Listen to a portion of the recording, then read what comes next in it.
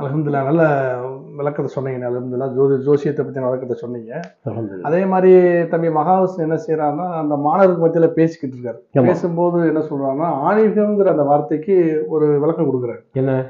அதாவது பிற உயிருக்கு செய்யக்கூடிய சேவை தான் ஆன்மீகம் அப்படின்னு சொல்றாரு. அப்ப அந்த ஆன்மீகங்கிற அந்த வார்த்தைக்கு அதே பொருளா? அதே விளக்கம். அதாவது பிற உயிர் பிற மனிதர்களுக்கா? பிற மனிதர்களுக்கு சேவை செய்யறது ஆன்மீகம். இது எப்படி ஆன்மீகம் ஆக முடியும்? ஆன்மீகன்ற வார்த்தையே இறைவன் சம்மந்தப்பட்டது தானே. ஒரு இந்துவோ கிறிஸ்டினோ முஸ்லிமோ ஒரு ஆன்மீகத்துல போயிட்டாருன்னா என்ன, இறைவனுடைய பாதையில போயிட்டாரு அப்படின்ற மாதிரி தான் சொல்லுவாங்க. அப்போ அவர் சொல்ற மாதிரி பார்த்தா கடவுள் நம்பிக்கை இல்லைன்னு சொல்றாங்க. கடவுளே கிடையாதுன்னு சொல்லலாம். தீக்கக்காரங்க இருக்காங்க. அதுல எத்தனை நல்ல மனுஷங்க இருக்காங்க. நிறைய பேருக்கு உதவி செய்யறவங்களாம் இருக்காங்க. எனக்கு தெரிஞ்சே இருக்காங்க. சென்னையில தாவர கழகத்துக்காரங்க நன்மை நிறைய நல்லது செய்யறவங்க இருக்காங்க.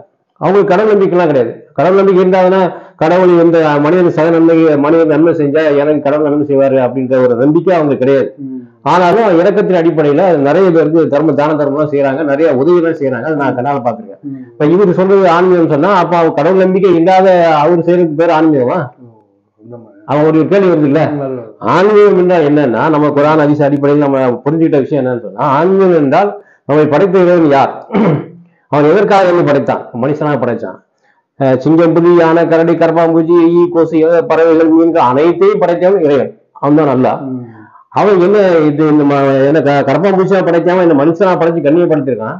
அப்ப மனுஷன் ஆரோக்கியம் குறைந்து கொண்ட மனுஷனா என்ன படைத்த இறைவன் என்னுடைய என்ன எதிர்பார்க்கிறான், அவனுடைய கட்டளை என்ன, எனக்கு என்ன, அவன்கிட்ட கட்டளை என்ன அப்படின்றத தெரிஞ்சுக்கிட்டு அவன் ஜின்றை மனிதர்கள் என்னை வணங்குவதற்காக எனக்கு படைக்கலைன்றான். அப்போ இறைவன் தன்னை வணங்குவதற்காக படைச்சிருக்கான். சரி, சர்வ காலமும் பள்ளிவாசல்ல போய் இறைவன் வணங்கிட்டே இருக்கணுமா? இல்ல, வணக்கம்ன்றது வேற வேற டெபினிஷன் கொடுக்குறேன். ரோட்ல போறீங்க, ஒரு ஆணி கிடையாது, ஓரமா எடுத்து போறீங்க, அது வணக்கம் தான். இறைவன் வணங்குவதற்கு சமம்.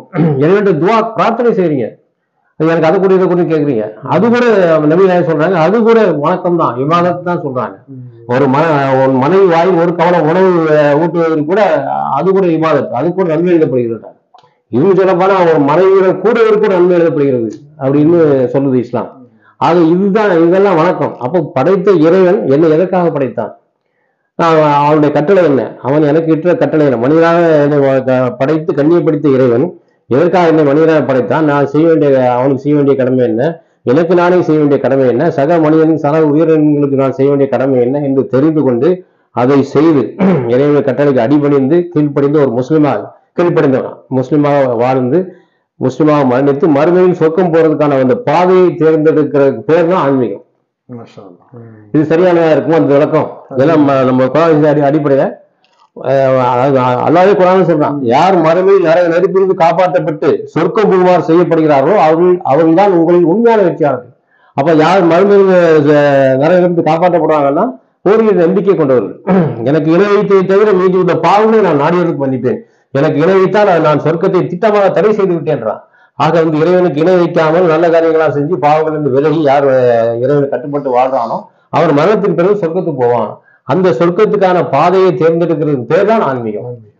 சரியான விளக்கமா இருக்கு. அல்ஹம்துலில்லாஹ். அஸ்ஸலாமு அலைக்கும்.